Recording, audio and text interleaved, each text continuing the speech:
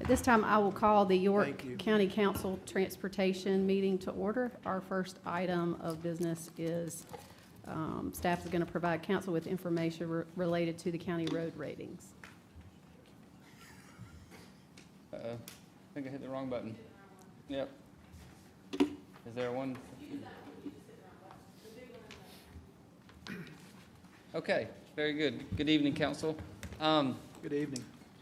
So the first item was the county road rating. So first, a quick update. I think this was discussed at maybe a workshop last time about having a county-wide map that has state roads, county paved roads, and county gravel roads all on the same map. So here's what you see here. Green is state, purple is paved county, and red is county gravel. So you can see the gravel is kind of District 5, District 3, District 2, kind of outside of the unincorporated areas. Couple gravel roads sprinkled in near the municipalities, but in general, it's kind of around the southern and the western border of the county. So moving on to the road ratings, this is a breakdown of all the county paved roads. So we have a little over 500 miles of paved roads in the county. The table and chart and pie chart, they all show the same information. We're just presenting it in a few different ways for you. Just gives a breakdown per district, how many paved county roads are in each district. So there is some discrepancies or some volatility within different districts. Some have a lot more, some have a lot less, just depending on, for example, District 4, that's heavily in the city area, not a lot of county roads in that district. District 2 and 3, more rural, you're going to have a lot more county roads in those districts. So that's just kind of gives a breakdown. You can see the bar chart, the pie chart, kind of visually lets you see the difference there. So with that, then we'll head into our county road ratings. We just completed this earlier this month. We go out and ride every single county road, county paved road that we have, and we give it a score. We also did this back in 2022, so you can see the difference between 2022 and now overall for the county, and then we broke it down per district as well. So we did drop from a 59 to a 57 with the most recent ratings for the county-wide. This kind of leads into our discussion as we're preparing for the plan to pave 15 miles of roads each year. So this kind of helps aids in that discussion. So with that, I will kind of pause and see if they have any general feedback or questions on the county road ratings. I've got two questions for you. First would be, is it possible to get lane miles for each district instead of just centerline miles for the roads? That way we can have, just make it a little more For the county uniform. roads? Yeah. That shouldn't be too difficult because most county roads are 2-lane. There's only a handful that are more than 2-lane roads, so we can work on getting that information. And to when you. we're doing comparisons with like DOT, can we get their lane miles too? We will work on that as well. Okay. And then, is there a example scoring sheet for how y'all score the roads? Yeah, I'm guessing we can send out a copy of one, Okay, certainly. thank you. It won't be hard to find Yeah. bad roads. I mean, there's plenty of them to go around. Quick question on the gravel roads. I know that DOT does, they have a combo, like it's a gravel road, but it's like a hard packed concrete. I don't Like know. a chip seal, Yeah. yes. tar and gravel, chip Yeah, seal garden type gra- road? yeah, which is, it's a little bit of an upgrade from a gravel Mhm. road.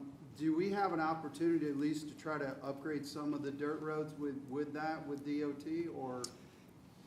So any type of, I don't believe DOT maintains any gravel roads in the county. If they do, it's only a handful. So Right. most of the gravel roads are gonna be county. Okay. That is an option.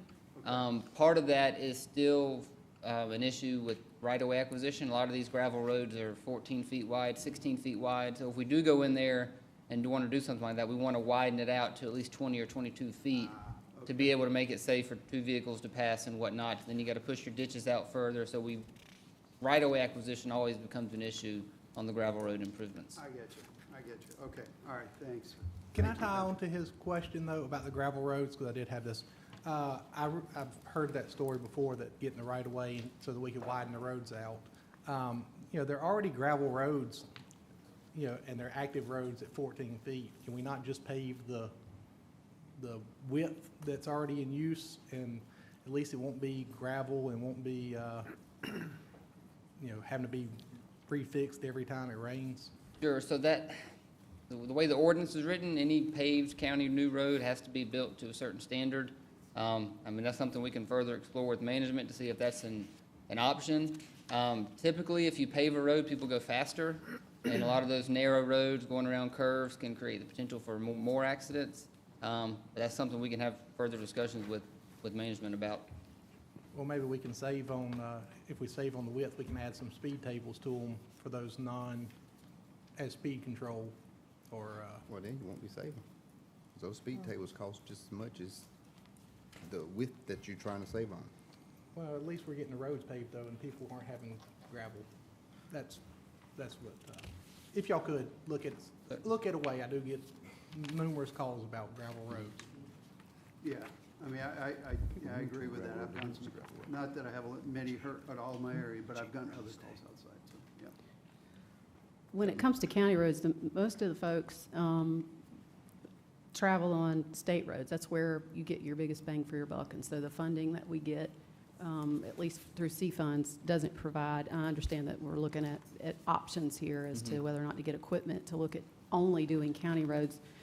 But in this map, are you able to determine how many of these county roads, what their traffic count is? I would imagine most of them are subdivision roads that the county takes in. Yeah, so we don't have traffic counts on county roads unless we specifically go out there and put the tubes out to count. Typically, like you said, most of them are residential streets where we're gonna have less than 500 vehicles a day. Most of them are probably less than 250. There are some heavily traveled county roads, Cannonball Run, Regent Parkway. There are some larger county roads out there, and we can count those, but we don't have counts on all the neighborhood streets. Don't we need that if we're making assessments about, I guess I would ask that y'all look into what would be required to determine that, because there's a Certainly. lot of roads here. So, yeah, I think it's Dean, 1,900 roads? 1,950 road, and we have 2 traffic counting tubes.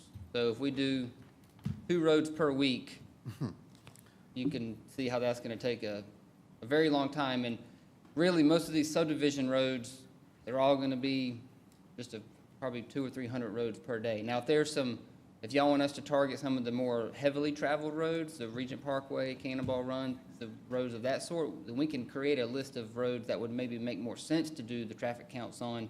But I think spending the resources to do all the neighborhood streets, I don't know how much information we're gonna gain from that. I think if it's not a connective road and it's a cul-de-sac neighborhood road, I think we need to know that as we're making decisions about how it impacts traffic flow, if you're talking about. I would at least like to know how many are. I think we need to have that in front of us before we make decisions about how to do stuff.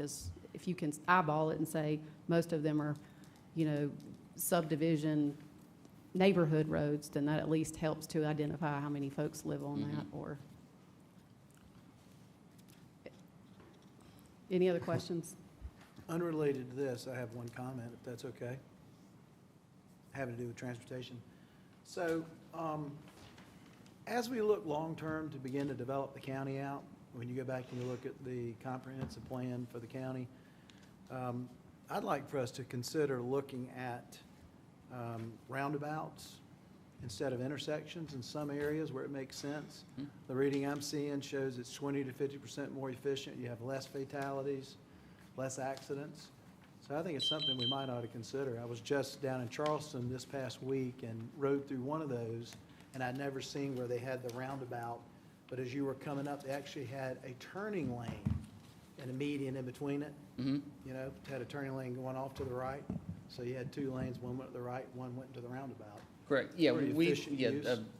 a bypass lane is what that's referred to, so you don't Okay. have to actually get into the right, like if a right turn is a heavy movement, they'll Right. have a bypass lane, so you don't have to actually get into the roundabout. So, yeah, Penny's has built one similar to that before. We have 1 or 2 roundabouts on Penny's 5 that we're gonna be building, so yeah, certainly a good point. It's, much more efficient, you don't need a traffic signal, Yes. and it keeps traffic flowing. for sure. Saves money. So I would ask council if you would consider asking staff to look into this for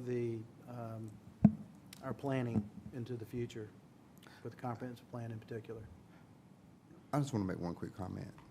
I've had numerous conversations about roundabout. They're not cheaper. No, You they're don't not sa- less you don't- expensive to You don't make. save money on roundabouts. Those things are real costly. So if we're talking about saving money, we don't need to be talking about filling this county up with roundabouts because it'll eat it up so fast. And talking about going in now paving all these gravel roads. We got 500 miles of roads already that needs to be paved. We don't need to be trying to grab up a whole bunch of dirt roads and gravel roads to be paved. I think we got enough problems out there with failing roads as it is now. We got enough to do instead of taking on new roads to pave and bringing in a whole slew of, not to diminish the roundabout, but they're not gonna save us any money. Yeah, so roundabouts don't save you money because you Well, have you to said buy it was gonna additional.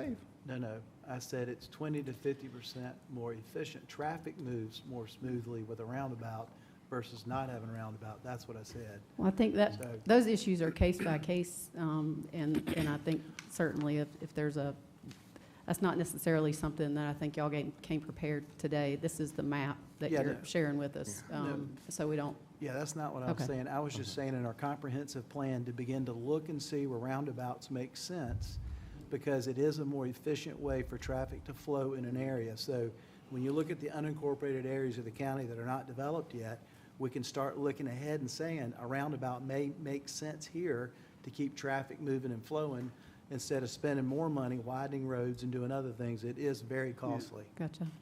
Going back to my request, hearing you say, you know, it would be difficult to get traffic counts on some of them, I think being selective about it, but at least putting in a column the number of homes or businesses that are that are serviced by that road, I think that's something that we probably need to start making part of the, I appreciate what you're doing. I think this is important. This is a huge visual for folks in the community to be able to see this and understand what small amount of C-Fund money that comes in, as well as the pure cost to have to do these roads. And so we've had that discussion a lot, but I think pulling together the information is key. And I think that having at least that information is important. Was there something else? There's a second item, and we've got 3 minutes. It'll take really just 1 minute, just a quick update. And real quick, Madam Chair, you know, anytime you all ask for more data, we're going to be thankful for that. And I think we've heard your feedback, and potentially we can work with staff to think about what are some of the barriers to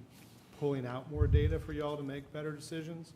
And if that means purchasing more equipment or thinking about how we do more traffic counts, that's something that we can explore and potentially bring back to y'all at a later date. But that really is part of the point of these transportation workshops, for y'all to give us feedback, for us to better understand your priorities, and then for us to work to make sure we're providing y'all the information you need to make decisions. So I just want to make sure that y'all know that we're thankful you're bringing these things up. We'll make sure to think about how we might be able to get you more of that information, but at the very least, we can think about households and stuff like that. So thank you for that. We can move to the next item when y'all are ready. Did you say there was something else with No, on just, item number 2? just item number 2. Right. Just a real quick update. So last month, y'all were shown a draft interactive map where it has, the intent is going to be to have every transportation project in the county, whether it's Pennies, C-Fund, State, Rock Hill, Fort Mill. We put a draft of that together for y'all last month. We have received DOT's GIS files for their projects, and now we're incorporating those into that map. So the map is ongoing, and we intend to probably this summer have a final product to be able to post on the county website. Yeah, I was gonna ask about that. That's great. Now, are we gonna be able to access it through GIS right on our site? Is that Yeah, it'll probably be a map actually engraved into the website itself. into the website? And Okay. you can zoom in and click on a road and get the information about that That's project. perfect. That's perfect. Thank you. Yep. That's good. Any other questions? Thank you, Patrick. Appreciate that. Can we get a motion to adjourn? Motion to adjourn? Motion and a second. All in favor, say aye. Aye. We are adjourned.